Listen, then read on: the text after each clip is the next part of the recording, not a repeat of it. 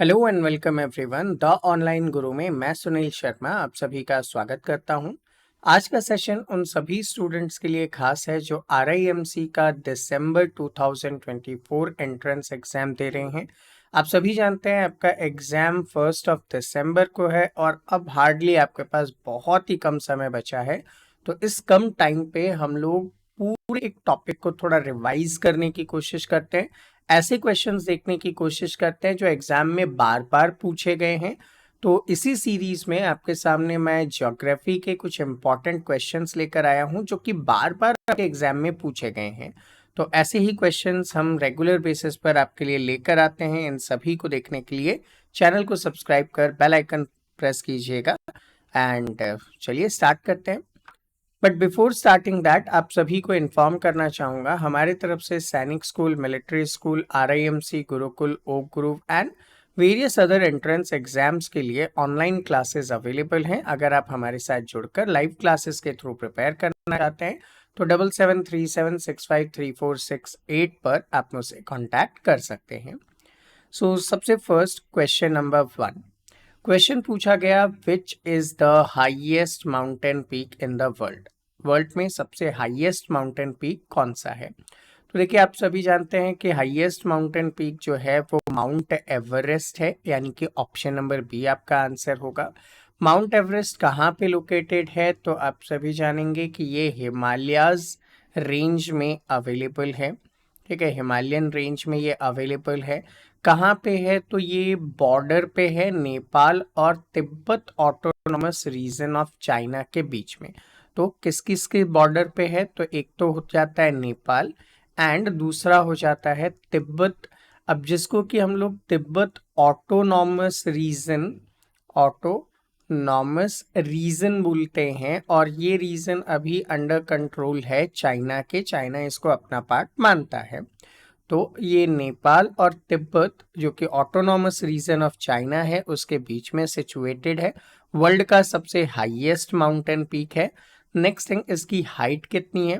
तो इसकी हाइट है 8848.86 मीटर्स इसकी हाइट है अबव द सी लेवल। जब भी हम लोग बात करते हैं किसी भी माउंटेन पीक या किसी भी प्लेस की हाइट की तो उसको अबव द सी लेवल पे काउंट किया जा रहा होता है। तो इस क्वेश्चन का आंसर क्या है? ऑप्शन नंबर बी है। Next question, what is the name of largest desert in the world which is not a hot desert. अब यहाँ पे एक क्वेश्चन में ट्विस्ट आया। यूजुअली आप लोग बोलेंगे कि सर सहारा डेजर्ट है वर्ल्ड में सबसे बड़ा डेजर्ट है, लेकिन यहाँ पे क्या कर दिया गया? यहाँ पे नॉट लगा दिया गया और ऑप्शन में भी देखो पहला ऑप्शन सहारा डेजर्ट दिया गया है ताकि आप लोग जल्दबाजी में मिस्टेक्स करें। क्योंकि किसी भी कॉम्पिटिटिव एग्जाम का मेन मोटो यही होता है कि एक सीरियस कैंडिडेट को इलेक्ट करना, और सीरियस कैंडिडेट को सिलेक्ट करने के लिए क्या करेंगे हम? ऐसे ही क्वेश्चंस रखेंगे। यहाँ पे बात कर रहे हैं कि हॉट डेजर्ट नहीं होना चाहिए, इसका मतलब है कि कोल्ड डेजर्ट होना चाहिए। ठीक है, अब कोल्ड डेजर्ट की अगर हम बात करते हैं तो अंटार्कटिक डेजर्ट जो है वो वर्ल्ड का सबसे लार्जेस्ट डेजर्ट है। अराउंड 14 मिलियन स्क्वायर किलोमीटर इसका एरिया है। ये कोल्ड डेजर्ट है, फिर भी यहाँ पे बहुत कम प्रेसिपिटेशन होता है, बारिश लगभग ना के बराबर होती है। और ऐसे ही अगर इंडिया में आपसे कोल्ड डेजर्ट पूछा जाए, अब इंडिया में भी दो टाइप के डेजर्ट अवेलेबल हैं। अगर आपसे हॉट डेजर्ट पूछा जाए या सिर्फ डेजर्ट पूछा जाए तो थार डेजर्ट आपका आंसर होगा, जो कि राजस्थान का वेस्टर्न पार्ट, गुजरात का कुछ पार्ट एंड फिर ऊपर पंजाब वगैरह के कुछ पार्ट उसमें आते हैं। मेनली राजस्थान का वेस्टर्न पार्ट उसमें आता है, वो आंसर देंगे। एंड अगर आपसे इंडिया का कोल्ड डेजर्ट पूछा जाए, कोल्डेस्ट डेजर्ट पूछा जाए, तो लेह लद्दाख जो है ना वो इंडिया के लिए कोल्डेस्ट डेजर्ट के रूप में जाना जाएगा। तो ये दो तीन थोड़े से इंपॉर्टेंट फैक्ट हैं जो आपको पता होने चाहिए। Next thing, which two countries are separated by the strait of Gibraltar. Gibraltar strait जो है वो किन किन को सेपरेट करता है? तो देखिए यहाँ पे यूरोप के अंदर एक कंट्री है जिसका नाम है स्पेन। ठीक है, तो ये सेपरेट करता है साउदर्न कोस्ट ऑफ स्पेन को। जैसे सपोज ये स्पेन है तो ये इसका साउथ कोस्ट है, ठीक है, यूरोप में। और यहाँ पे अफ्रीका के अंदर, तो इसको तो हम लोग बोल देंगे कि ये यूरोप का पार्ट है। एंड यहाँ पे हम बात कर लेंगे कि ये अफ्रीका का पार्ट है। तो अफ्रीका के पार्ट का जो नॉर्दर्न पार्ट है, नॉर्थ ईस्टर्न पार्ट, तो अफ्रीका मुझे थोड़ा सा लेफ्ट में बनाना चाहिए था वैसे, ठीक है। तो अफ्रीका का यहाँ पे पार्ट आपको देखने को मिलेगा। एंड अफ्रीका में मोरक्को जो है उसका ये नॉर्थ ईस्टर्न पार्ट है और इसके बीच से जाता है स्ट्रेट ऑफ जिब्राल्टर। तो यहाँ पे आपका आंसर क्या हो जाएगा, ऑप्शन नंबर सी हो जाएगा। ये किस किस को कनेक्ट करता है, तो ये अटलांटिक ओशन, याद रखना ये अटलांटिक ओशन और साथ में मेडिटेरियन सी को कनेक्ट करने का काम करता है ये strait of Gibraltar. Next question है, what is the imaginary line that divide earth into northern hemisphere and southern hemisphere is called. तो देखो भैया, सबसे पहले तो हम लोग क्या करेंगे, एक इमेजिनरी लाइंस बनाने या शो करने के लिए एक ग्लोब बना लेंगे, ठीक है, ग्लोब बना लेंगे। अच्छा, अब हम लोग यहाँ पे क्या करेंगे, तो यहाँ पे हम लोग एक बीच में से लाइन ड्रॉ करेंगे, ठीक। इस बीच वाली लाइन को आप देखेंगे, इसको बोला जाता है 0 डिग्री लैटिट्यूड, ठीक है। इसको हम क्या बोलते हैं, 0 डिग्री लैटिट्यूड बोलते हैं। और इसी 0 डिग्री लैटिट्यूड को इक्वेटर कहा जाता है। ये इक्वेटर क्या करता है, पूरे अर्थ को northern hemisphere and southern hemisphere में डिवाइड करने का काम करता है। दूसरी चीज, कुछ और इंपॉर्टेंट लैटिट्यूड्स हैं जो आपको पता होने चाहिए। देखो, नॉर्थ में यहाँ पे अगर आप चले जाते हैं 23.5, 1/2 डिग्री नॉर्थ अगर आप चले जाते हैं तो इसको बोला जाता है ट्रॉपिक ऑफ कैंसर। और इसके ऊपर अगर आप आते हैं 66.5 डिग्री नॉर्थ, तो इसको हम लोग बोलते हैं आर्कटिक सर्कल। यहाँ ऊपर 90 डिग्री पे आ जाते हो आप, तो इसको बोला जाता है नॉर्थ पोल। सेम एज जब आप साउथ में चलेंगे, है ना, सेम एज जब आप क्या करेंगे, साउथ में चलेंगे, तो साउथ में भी यही चीजें हैं। यहाँ पे 23.5 साउथ। अब साउथ में ऊपर ट्रॉपिक ऑफ कैंसर था, तो यहाँ पे क्या हो जाएगा, ट्रॉपिक ऑफ कैप्रिकॉन, ठीक है, ट्रॉपिक ऑफ कैप्रिकॉन। इधर नीचे आओगे 66.5 डिग्री साउथ पे, इसको बोला जाता है एंटार्क्टिक सर्कल, एंटार्क्टिक सर्कल। और नीचे 90 डिग्री को हम लोग क्या बोल देंगे, यहाँ पे साउथ पोल का नाम दे देंगे। तो इस एक क्वेश्चन से आपने कितने सारे क्वेश्चंस को कनेक्ट किए वो आप इजीली आंसर दे पाएंगे। अच्छा, दूसरी चीज आप एक और याद रखनी है, क्या याद रखना है कि जो इक्वेटर होता है ना, it is the longest latitude. तो ये भी आपको एग्जाम में हेल्प कर सकता है, तो वो आप लोग याद रख लेंगे। नेक्स्ट क्वेश्चन पे चलते हैं हम लोग। अच्छा, इसका आंसर तो टिक कर देते हैं, इक्वेटर इसका आंसर होगा, ठीक है। नेक्स्ट क्वेश्चन पे चलते हैं। So question number 5, which river is the longest in the world, ठीक है। तो कौन सी रिवर सबसे लॉन्गेस्ट है, तो यहाँ पे हम लोग बात कर लेते हैं वर्ल्ड की सबसे लॉन्गेस्ट रिवर, ठीक है। तो देखो, लॉन्गेस्ट रिवर की हम बात कर रहे हैं, तो लॉन्गेस्ट रिवर का नाम होगा नाइल रिवर, ठीक है। लॉन्गेस्ट रिवर का नाम क्या होगा, नाइल रिवर होगा। ये जो है ये रिवर फ्लो करती है north eastern part of Africa से। इसको वर्ल्ड की लॉन्गेस्ट रिवर बोलते हैं। इसका लेंथ अराउंड 6650 किलोमीटर जो है वो इसका लेंथ माना जाता है। अच्छा, अगर हम लोग बात करें कि ये भाई कितने कंट्रीज से होकर फ्लो करती है, अगर ऐसा पूछ लिया जाए तो इसके बेसिन के बारे में आप याद रखिएगा। ये बहुत सारे कंट्री जैसे कि इजिप्ट, ठीक है, फिर आता है सूडान, फिर आता है साउथ सूडान, फिर आता है एरित्रिया, इथोपिया, ठीक है, इथोपिया, केन्या, ठीक है, डेमोक्रेटिक रिपब्लिक ऑफ कॉन्गो, तो democratic Republic of Congo, short में डीआर कॉन्गो लिख रहा हूँ मैं। बुरुंडी नाम का एक कंट्री है, इसके अलावा रवांडा नाम का एक कंट्री है, इसके अलावा युगांडा नाम का कंट्री है एंड तंजानिया नाम का कंट्री है। इतनी कंट्रीज में होकर गुजरता है, तो सोच लो ऑब्वियस है कि ये वर्ल्ड का लॉन्गेस्ट रिवर होगा। दूसरी चीज, यहाँ पे ये जो नाइल रिवर है ना, ये नाइल रिवर दो रिवर्स से मिलकर बना हुआ है। ठीक है, नाइल रिवर दो ट्रिब्यूटरी से मिलकर बना हुआ है। एक का नाम क्या है, वाइट नाइल, और दूसरे का नाम क्या है, ब्लू नाइल। तो इन दोनों से मिलकर ये बना है। तो अब आप इससे रिलेटेड और भी क्वेश्चंस हुए तो इजीली आप आंसर कर पाएंगे। अगले क्वेश्चन पे चलो। What is the largest planet in our solar system? ठीक है, सोलर सिस्टम में अगर हम लोग बात करते हैं प्लैनेट्स के बारे में, ठीक, तो आपको पता है कि एक तरफ है सन, सन के बाद कौन है, मरकरी, फिर वीनस, फिर आता है हमारा अर्थ जिस पे हम रहते हैं। तो Mercury, Venus, Earth, Mars, Jupiter, Saturn, ठीक है, Mercury, Venus, Earth, Mars, Jupiter, Saturn, Uranus, Neptune और प्लूटो को तो अब हमने हटा ही दिया है। तो ये हमारे पास कितने 8 प्लैनेट्स अवेलेबल होते हैं। इन 8 प्लैनेट्स में इन 8 प्लैनेट्स में आपको क्या याद रखना है, देखो सबसे पहले तो यहाँ पे सबसे पास में सन के कौन है, तो आंसर क्या कर दोगे आप, मरकरी। ठीक, उसके बाद आपको पूछा जाए कि भैया सबसे दूर कौन है, तो आप क्या करोगे, तो आप आंसर क्या दोगे, नेपच्यून का आंसर दोगे। ठीक, अच्छा, फिर आपको पता है कि जो प्लैनेट्स होते हैं ना वो किस डायरेक्शन में घूम रहे होते हैं।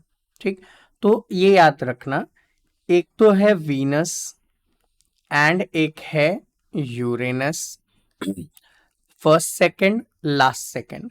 ये दो ऐसे प्लैनेट हैं हमारे सोलर सिस्टम में जो ईस्ट से वेस्ट की तरफ मूव कर रहे होते हैं या रोटेट कर रहे होते हैं। बाकी सारे रेस्ट प्लैनेट जो हैं वो वेस्ट से ईस्ट की तरफ रोटेट कर रहे होते हैं। ये इन सब में एक डिफरेंस है। दूसरी चीज, यहाँ पे जो स्टार्टिंग के 4 प्लैनेट्स हैं इनके पास यहाँ पे एक एस्ट्रॉइड बेल्ट्स होता है। तो इन स्टार्टिंग 4 को हम लोग क्या बोलते हैं, इनर प्लैनेट बोलते हैं, और इन एंडिंग 4 को हम लोग आउटर प्लैनेट भी बोलते हैं।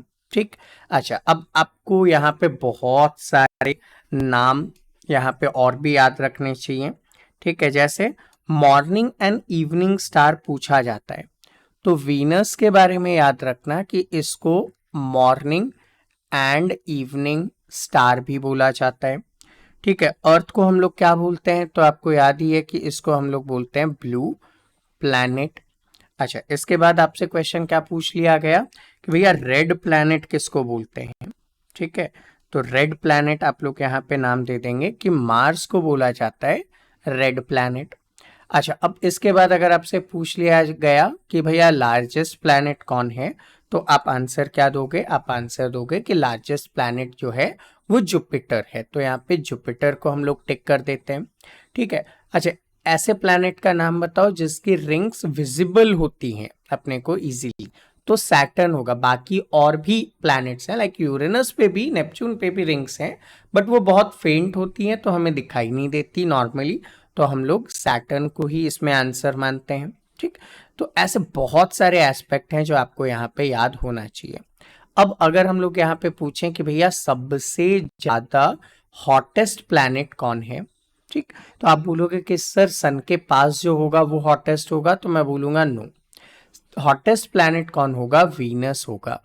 ठीक है, अब रीजन क्या है वीनस का हॉटेस्ट प्लैनेट होने का, तो रीजन सिंपल सा है कि जो वीनस है ना इसके एटमॉस्फेयर में सिर्फ कार्बन डाइऑक्साइड की लेयर्स अवेलेबल होती है, उसकी वजह से ये बहुत ज़्यादा गर्म हो जाता है क्योंकि हीट को वो ट्रैप कर लेता है और रिलीज नहीं करने देता। तो इस वजह से भले ही ये सेकंड नंबर पे है, लेकिन उसके बावजूद क्या हो जाता है, ये हॉटेस्ट प्लैनेट के रूप में बना रहता है। तो देखो, एक क्वेश्चन से मैं कोशिश कर रहा हूँ कि बहुत सारे आपके प्रीवियस आए हुए क्वेश्चंस को कवर कर सकूं, या अपकमिंग क्वेश्चंस जो बन सकते हैं उसमें मैं आपकी मदद कर सकूं। तो जस्ट इस वीडियो को लाइक कीजिए और अपने बाकी फ्रेंड्स के साथ शेयर कीजिए, और बढ़ चलते हैं अगले क्वेश्चन की ओर। Which country is known as the land of the rising sun? देखिए, सबसे पहली चीज तो याद रखना कि हम लोग जापान को land of the rising sun बोलते हैं। ठीक, अब ऐसा क्यों कहा जाता है? ठीक है, ऐसा क्यों कहा जाता है? तो आपको पता है कि हम लोग एशिया कॉन्टिनेंट में रहते हैं, करेक्ट? हम लोग कहाँ रहते हैं? एशिया कॉन्टिनेंट में रहते हैं। अब अगर ये एशिया कॉन्टिनेंट है, तो एशिया कॉन्टिनेंट में सबसे ईस्ट वाला जो प्लेस है ना, वो कौन है? जापान है। तो अब आपको ये पता है कि ईस्ट डायरेक्शन और ये west direction, sun rises in the east. ठीक है, तो सन कहाँ दिखेगा? सबसे पहले ईस्ट में दिखेगा। तो इस वजह से लैंड ऑफ राइजिंग सन का नाम किसको दे दिया गया? तो लैंड ऑफ राइजिंग सन का नाम हमने जापान को दे दिया था। ठीक है, ये एक सिंपल सा लॉजिक था इसके पीछे। नेक्स्ट थिंग, अगला क्वेश्चन आपसे पूछते हैं कि who discovered that earth revolves around the sun? ठीक है, बहुत बड़ी डिस्कवरी थी। पहले लोग क्या मानते थे कि अर्थ तो अपनी जगह पे है, क्योंकि उनको ग्रेविटी के बारे में पता ही नहीं था कि ग्रेविटी हमको पकड़े हुए है। अनलेस वो लोग क्या सोचते थे कि अर्थ एक ही जगह पे स्टेशनरी है और सन हमारी तरफ चक्कर लगा रहा है, इस वजह से sun rises in the east and sets in the west. लेकिन वो पहला बंदा जिसका नाम है निकोलस कॉपरनिकस, ठीक है, option number A, Nicolaus Copernicus वो पहला बंदा था जिसने क्या काम किया? ये प्रपोज किया अपने हेलियोसेंट्रिक मॉडल से। नाम याद रखेंगे हम, हेलियोसेंट्रिक मॉडल इन्होंने प्रेजेंट किया, और उस हेलियोसेंट्रिक मॉडल से उन्होंने ये बताया कि भैया अर्थ सन के चारों तरफ चक्कर लगा रही होती है। एंड बाद में फिर डाउट निकलेंगे, ऑब्वियस सी बात है कि सर अगर अर्थ सन के चारों तरफ चक्कर लगा रही है तो हम लोग अर्थ पे टिके कैसे? हम गिर क्यों नहीं जाते? भाई इतना बड़ा प्लैनेट अगर घूमेगा तो गिर भी तो जाएंगे हम। लेकिन फिर बाद में आ जाते हैं आपके न्यूटन, जिन्होंने अपने इन्वेंशंस के थ्रू बताया ग्रेविटी के बारे में। क्या बताया? कि that each and every object in the universe attracting each and other objects। और साथ में उन्होंने ये कहा कि this power of attraction जो है ना, वो दो तरीके से एप्लीकेबल होता है। उनके मास के प्रोपोर्शनेट, मतलब जितना ज्यादा मास होगा उतना ज्यादा ग्रेविटी होगी, और inverse proportionate to their distance, मतलब जितनी दूर होंगे उतना कम वहां पे क्या लगेगा? ग्रेविटी लगेगा। इसको समझने के लिए आप छोटा सा एग्जाम्पल ले सकते हो। भैया एक बड़ा मैग्नेट ले लो और एक छोटा मैग्नेट ले लो।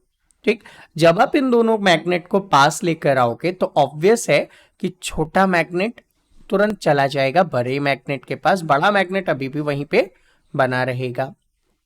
तो पावर ऑफ अट्रैक्शन किस में ज्यादा हुआ? बड़े वाले में।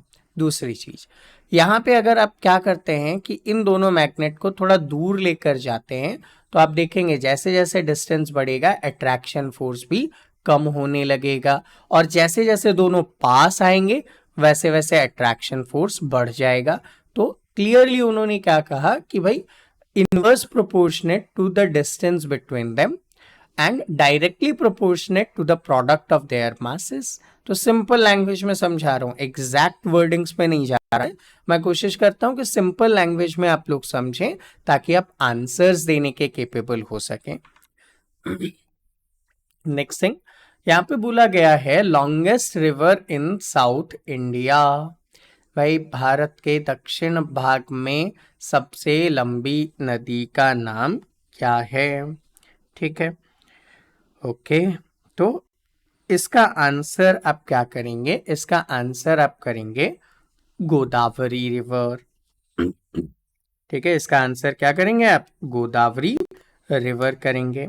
अब गोदावरी रिवर के बारे में आपको कुछ कुछ इंपॉर्टेंट इंफॉर्मेशन तो होना ही चाहिए। ठीक है, गोदावरी इंडिया की सेकंड लॉन्गेस्ट रिवर है गंगा के बाद, पहली चीज। एंड अगर इसके ड्रेनेज की बात करें तो थर्ड लार्जेस्ट बेसिन बनाता है ये इंडिया में। कहाँ से ओरिजिनेट होती है गोदावरी रिवर? तो इसका सोर्स आप लोग याद रखेंगे, त्र्यंबकेश्वर। ठीक है, कहाँ पे है ये? नासिक के पास है, महाराष्ट्र, MH शॉर्ट में लिख रहा हूँ, वहां से ये निकलता है। लगभग लगभग 1465 किलोमीटर का इसका ड्रेनेज पार्ट है। कहाँ कहाँ से चला जाता है? महाराष्ट्र, तेलंगाना, आंध्र प्रदेश, छत्तीसगढ़, उड़ीसा, इसका पूरा ड्रेनेज है। और लास्ट में गोदावरी रिवर क्या करता है? अपने वाटर को बे ऑफ बंगाल में डस्ट कर देता है, अपने वाटर को बे ऑफ बंगाल में ले जाकर एंड अप कर देता है। ठीक, अच्छा, तो ये आप लोग याद रख लेंगे। ठीक है, इंपॉर्टेंट सा है, छोटा सा है। अगले क्वेश्चन की तरफ अगर हम लोग आगे बढ़ें तो क्या पूछता है? What is the name of largest ocean on the earth? तो लार्जेस्ट ओशन की अगर हम लोग बात कर रहे हैं, ठीक है, तो आंसर क्या होगा? पैसिफिक ओशन हो जाएगा। ठीक है, लार्जेस्ट ओशन की अगर हम बात कर रहे हैं तो पैसिफिक ओशन जो है वो सबसे largest and deepest of earth's 5 oceanic division माना जाता है। ठीक, अब अगर हम लोग बात करें ओशन ऑफ द वर्ल्ड की, ठीक है, अकॉर्डिंग टू देयर लेंथ, ठीक है, इन अगर मैं बोलूं असेंडिंग ऑर्डर या फिर डिसेंडिंग ऑर्डर, तो उस अकॉर्डिंग आप क्या आंसर करेंगे? ठीक है, तो देखो इस अकॉर्डिंग आप आंसर करोगे कि भैया Pacific ocean number 1। Pacific ocean के बाद, ठीक है, पैसिफिक ओशन के बाद कौन सा ओशन का नाम लोगे आप? अटलांटिक ओशन का नाम लोगे। तो अटलांटिक ओशन सेकंड पे, यहाँ पे मैं नंबरिंग लिख देता हूँ, है ना।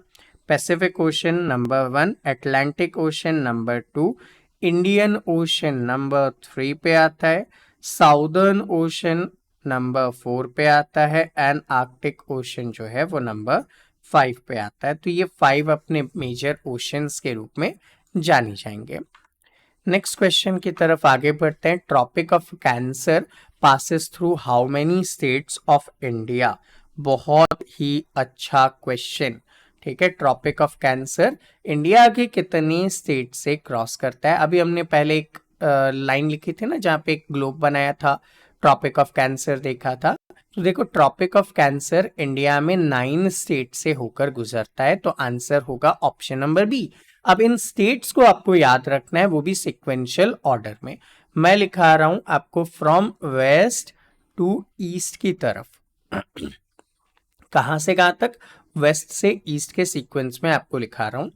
तो पहला हो जाएगा आपके पास गुजरात, गुजरात के बाद जाएंगे राजस्थान, राजस्थान के बाद हम जाएंगे MP यानी कि मध्य प्रदेश, फिर हम जाएंगे छत्तीसगढ़, छत्तीसगढ़ के बाद आएगा झारखंड, झारखंड के बाद जाएंगे हम वेस्ट बंगाल, वेस्ट बंगाल के बाद हम जाएंगे त्रिपुरा, त्रिपुरा के बाद हम जाएंगे मिजोरम, और मिजोरम के बाद हम जाएंगे असम। तो ये टोटल कितने 9 इंडियन स्टेट्स हैं जहां से होकर ट्रॉपिक ऑफ कैंसर गुजरता है। तो आंसर क्या हो जाएगा? 9, यानी कि ऑप्शन नंबर बी हो जाएगा। अगला question, which is the wettest place in the world? तो देखो वेटेस्ट प्लेस मौसिन राम को कहा जाता है। ठीक है, मौसिन राम कहाँ पे है? तो इंडिया में मेघालय में है। ठीक है, यहाँ पे हाईएस्ट एवरेज एनुअल रेनफॉल होता है, जिस वजह से ये सबसे ज्यादा वेटेस्ट प्लेस है। अब क्यों होता है? तो रीजन क्या है? गारो, खासी एंड जयंतिया 3 माउंटेन रेंज है। तो अगर कोई भी क्लाउड्स यहाँ पे आते हैं तो वो यहीं पे सर्कुलर मूवमेंट करने लग जाते हैं, ट्रैप हो जाते हैं, जिस वजह से वो यहाँ पे बहुत ज्यादा बारिश कर देते हैं। तो इन्हीं गारो, खासी एंड जयंतिया की वजह से यहाँ पे बहुत अच्छी बारिश होती है।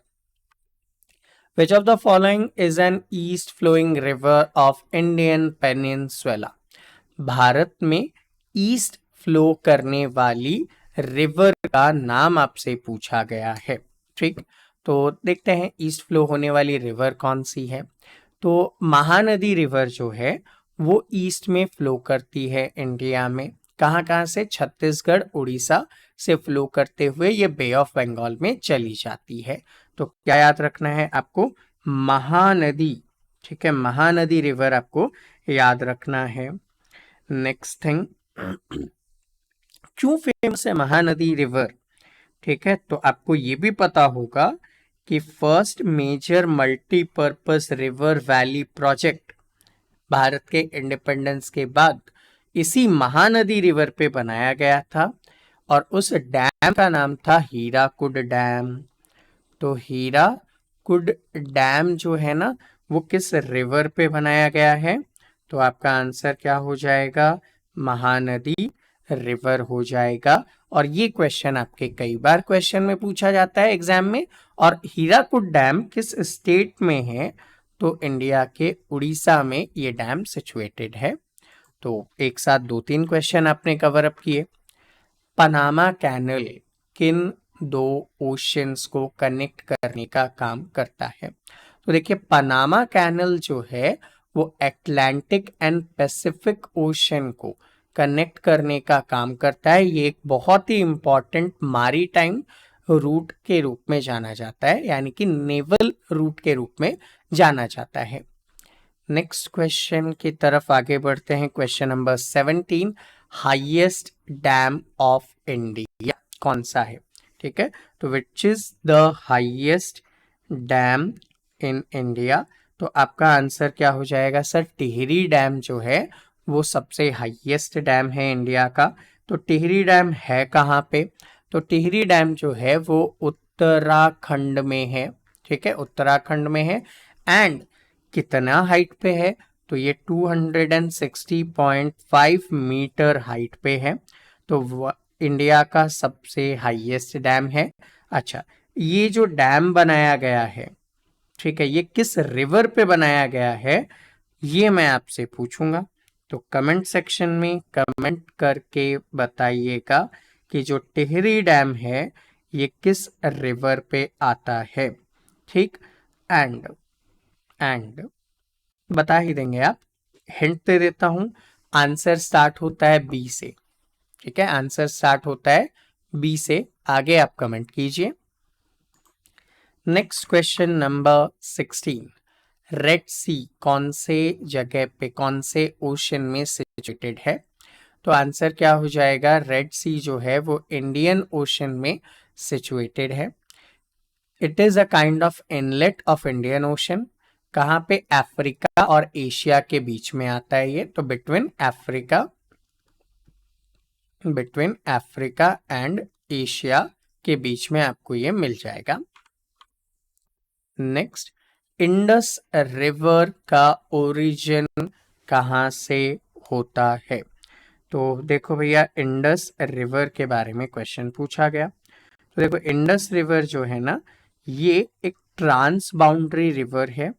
ठीक है, और ये जो ट्रांस बाउंड्री रिवर है ये माउंट कैलाश से निकलता है। इंडस रिवर कहाँ से निकलता है? माउंट कैलाश से निकलता है। यहाँ पे जो वेस्टर्न तिब्बत प्लेस है वहां से ये निकलेगा। एंड इंडिया में कौन से प्लेस पे ओरिजिन मानेंगे हम? तो इसको हम लोग मानेंगे तिब्बत। ठीक है, इंडिया में तो नहीं मान सकते हम, इंडिया के बाहर है। ये तिब्बत का प्लेस है जहाँ पे इंडस रिवर जो है वो ओरिजिनेट होता है। एंड हमारे यहाँ कहाँ से प्रवेश करता है? तो भैया लद्दाख बोल सकते हो आप, वहां से इंडिया में एंटर करने का ये काम करता है। इसके अलावा इंडस रिवर सिस्टम में झेलम आती है, चेनाब आती है, रावी है, ब्यास है, ऐसे रिवर्स इसके ट्रिब्यूटरीज हैं। Next question number 18, which of the following river does Chambal river merge with?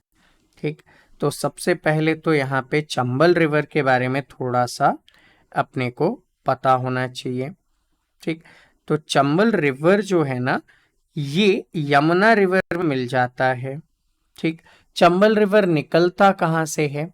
तो चंबल रिवर का जो ओरिजिन होता है वो जानापाव की हिल्स से होता है। एंड जानापाव हिल्स से निकलता है एमपी से ये। एंड उसके बाद यमुना रिवर में फ्लो अप हो जाता है राजस्थान में फ्लो होते हुए। नेक्स्ट क्वेश्चन पे चलते हैं हम लोग यहाँ पे। नंबर 19, नाथुला पास किस स्टेट में लोकेटेड है? तो नाथुला पास जो है वो इंडिया के सिक्किम में सिचुएटेड है। ठीक है, नाथुला पास जो है वो कहाँ पे है? इंडिया के सिक्किम में है, ईस्टर्न सिक्किम में है। कहाँ से कहाँ जा सकते हो आप इससे? तो ये ना कनेक्ट करता है इंडिया को चाइना से। ठीक है, चाइना का जो तिब्बत ऑटोनॉमस रीजन है ना, उससे कनेक्ट करने का काम करता है। तो आप यहाँ से वहाँ ट्रैवलिंग के लिए जा सकते हो विथ परमिशन है। अगला है डेड सी कहाँ पे लोकेटेड है? ठीक है, तो डेड सी बहुत बार आपके क्वेश्चन आया है, इजराइल एंड जॉर्डन के बीच में लोकेटेड है। अब डेड सी जो है ना, इसको हम लोग डेड सी ही क्यों बोलते हैं? ठीक है, एक मन में क्वेश्चन आएगा कि भाई डेड सी क्यों बोलते हैं इसको। तो देखो, इसके ना कुछ अरेबिक नेम है, अल बहर अल मईत इसका नाम है। ठीक है, जिसको हम लोग डेड सी बोलते हैं। ये एक लैंडलॉक सॉल्ट लेक है जो इजराइल एंड जॉर्डन के बीच में आता है। अब इसके साथ एक प्रॉब्लम है। प्रॉब्लम क्या है इसके साथ? कि इसमें सॉल्ट वाटर इतना ज़्यादा होता है कि इसमें कोई भी प्रेजेंस नहीं हो सकता। ये हाइपरसेलिन लेक है वर्ल्ड का। तो सॉल्ट वाटर इतना ज़्यादा होने की वजह से यहाँ पे कोई भी एक्वेटिक ऑर्गेनिज्म जिंदा ही नहीं रह सकते। इस वजह से इसका नाम डेड सी है। और दूसरी चीज, अगर आपको तैरना नहीं भी आता है और आप डेड सी में एंटर हो जाएंगे तो भी आप नहीं सिंक होने वाले, आप डूबने वाले नहीं है, आप इसके ऊपर फ्लोट ही करेंगे। द रीजन इज यहाँ पे मास बहुत ज्यादा है, तो उस वजह से आप फ्लोट करते हो, आप कभी भी इस पे डूबने वाले नहीं हो। तो इन्हीं विशेषताओं के कारण कई बार एग्जाम में इसको रखा गया। चिल्का लेक पूछा गया भैया कौन से स्टेट में है? तो देखो, चिल्का लेक जो है वो इंडिया के उड़ीसा में सिचुएटेड है। अब जल्दी जल्दी से क्वेश्चंस को कैप अप करते हैं हम लोग। The Tibetan river Tsangpo India में एंटर होता है। तो भैया पहली चीज, सांगपो किस रिवर को बोलते हैं हम लोग? तो ब्रह्मपुत्र रिवर। हम लोगों के यहाँ पे तो हम ब्रह्मपुत्र रिवर बोलते हैं, और तिब्बत में ये लोग उसको सांगपो रिवर बोलते हैं। तो ये इंडिया में अरुणाचल प्रदेश से, इधर से, ये जो हमारा नॉर्थ ईस्ट वाला प्लेस है ना, इधर से एंटर होता है। तो आंसर क्या हो जाएगा? अरुणाचल प्रदेश से ये इंडिया में एंटर हो जाता है। हाईएस्ट वाटरफॉल, ठीक है, हाईएस्ट वाटरफॉल किसका पूछा है? वर्ल्ड का पूछा है, इंडिया का नहीं पूछा। तो हाईएस्ट वाटरफॉल एंजल फॉल्स हैं, जो कहाँ पे सिचुएटेड हैं? तो वेनेजुएला में सिचुएटेड है। लगभग 979 मीटर इसकी हाइट है। एक क्वेश्चन मैं आपसे पूछता हूँ, इंडिया में हाईएस्ट वाटरफॉल कौन सा है? नीचे कमेंट सेक्शन आपके लिए ओपन है। A country through which both equator and Tropic of Cancer pass. एक ऐसी कंट्री जहां से equator and Tropic of Cancer pass होता है। तो आंसर क्या हो जाएगा? ब्राजील हो जाएगा। वहां से दोनों ही कैंसर नहीं है, सॉरी, कैप्रिकॉन है। तो ब्राजील से tropic of cancer, again cancer बोल रहा हूँ, ट्रॉपिक ऑफ कैप्रिकॉन और इक्वेटर जो है वो पास आउट होता है। तो रिपीट कर रहा हूँ मैं, दोबारा से सुन लीजिएगा। ब्राजील एक ऐसी कंट्री है जहां से equator of tropic of Capricorn, ठीक है, ट्रॉपिक ऑफ कैप्रिकॉन जो है वो क्रॉस करता है। नेक्स्ट, लक्षद्वीप। लक्षद्वीप जो है वो कितने आइलैंड ग्रुप से मिलकर बना है? तो लक्षद्वीप को हम एक आर्शीपेलागो भी कहते हैं। द रीजन इज क्योंकि बहुत सारे आइलैंड्स का ग्रुप है। तो लक्षद्वीप 36 आइलैंड से मिलकर बना हुआ है। कहाँ पे है ये? अरेबियन सी में है। एक क्वेश्चन आपसे पूछूंगा, इसकी कैपिटल क्या है? आप कमेंट में जरूर बताइए, what is the capital of Lakshadweep. With how many countries does India share it land border? बहुत ही अच्छा क्वेश्चन। इंडिया कितनी कंट्रीज के साथ अपनी लैंड बॉर्डर शेयर करता है? तो आंसर होगा 7 कंट्रीज के साथ। कौन कौन से हैं? तो एक तो पड़ोसी हमारा पाकिस्तान, दूसरा चाइना, फिर नेपाल, फिर भूटान, फिर बांग्लादेश। बांग्लादेश के बाद हमारे पास आ जाएगा म्यांमार, ठीक है, म्यांमार। म्यांमार के बाद हमारे पास आ जाएगा अफगानिस्तान, ठीक है, पीओके वाला पार्ट इसको टच करता है। तो ऐसे 7 कंट्रीज के साथ हमारी लैंड बॉर्डर जो है वो शेयर होती है। नेक्स्ट क्वेश्चन, माउंट एटना के बारे में दिया गया है।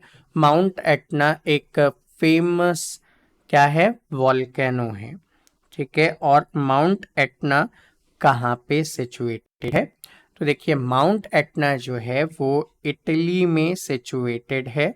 इटली का एक ईस्टर्न कोस्ट पे प्लेस है जिसका नाम है सिसिली, ठीक है। कैटानिया नाम का जो प्लेस है, सिटी, वहाँ पे ये आता है बेसिकली।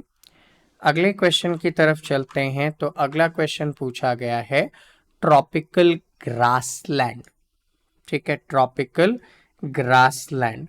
अब यहाँ पे अगर हम लोग बात करते हैं कि भैया बहुत सारे ग्रासलैंड के नाम दिए हुए हैं, ठीक है, बहुत सारे ग्रासलैंड के क्या दिए हुए हैं?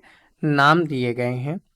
तो टैगा नाम का जो ग्रासलैंड है वो कहाँ पे मिलता है? तो वो यूएस कनाडा वगैरह में भी मिल जाता है। या फिर हम लोग ऐसा बोलें कि ट्रॉपिकल ग्रासलैंड को हम क्या बोलते हैं? तो सीधा सीधा सा इसको सवाना टाइप ऑफ ग्रासलैंड भी कहा जाता है। तो सिंपल सा सवाना आप यहाँ पे बोल सकते हैं इसको आंसर में। अगले क्वेश्चन की तरफ आगे बढ़ते हैं। सो क्वेश्चन पूछता है आपसे, which of the following is not a kharif crop? तो पहले तो भैया हमें खरीफ क्रॉप के बारे में थोड़ा सा पता होना चाहिए। अब अगर हम लोग यहाँ पे बात कर रहे हैं related to the crops that are available to us, तो यहाँ पे खरीफ क्रॉप आ जाते हैं ऐसे क्रॉप जिनको हम रेनी सीजन यानी कि जून टू सितंबर में ग्रो करते हैं और उनको हम लोग कट कर लेते हैं। कब कट कर लेते हैं? तो अराउंड अक्टूबर नवंबर में हम लोग इनको कट कर लेते हैं। अब इससे रिलेटेड अगर हम लोग बात कर रहे हैं तो खरीफ क्रॉप के एग्जाम्पल्स क्या क्या होते हैं, ठीक। तो खरीफ क्रॉप के जो एग्जाम्पल्स होते हैं इसमें jowar, maize, millet, rice, muskmelon, sugarcane, watermelon, bitter, बहुत सारे, cotton, sorghum, bajra, turmeric, sesame, groundnut, बहुत सारे हैं, ठीक है ना। तो यहाँ पे खरीफ क्रॉप कौन नहीं है? मस्टर्ड नहीं है, बाकी सारे कौन से क्रॉप थे? खरीफ क्रॉप थे। नेक्स्ट क्वेश्चन की तरफ आगे बढ़ते हैं। तो अगला क्वेश्चन आता है ऑपरेशन फ्लड किससे रिलेटेड है? तो देखिए ऑपरेशन फ्लड जो है वो चलाया था डॉक्टर वर्गीज कुरियन ने। डॉक्टर वर्गीज कुरियन ने क्या किया था? मिल्क प्रोडक्शन को इंक्रीज करने का काम किया था। तो उसे उन्होंने क्या नाम दिया? Operation flood. और एक नाम दिया जाता है, इसको नाम दिया जाता है वाइट रेवोल्यूशन इन इंडिया भी हम लोग इसको बोलते हैं। तो दोनों ही नाम से आप इसको क्या कर सकते हैं? याद कर सकते हैं। सो स्टूडेंट, ये था हमारा आज का सेशन। आई होप आप सभी के लिए हेल्पफुल रहा होगा।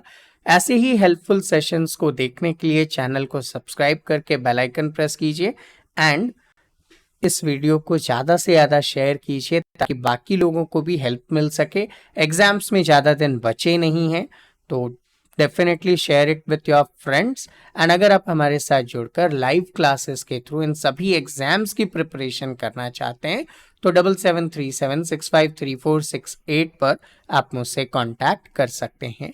तो मिलते हैं आपसे अगले सेशन में, तब तक के लिए जय हिंद।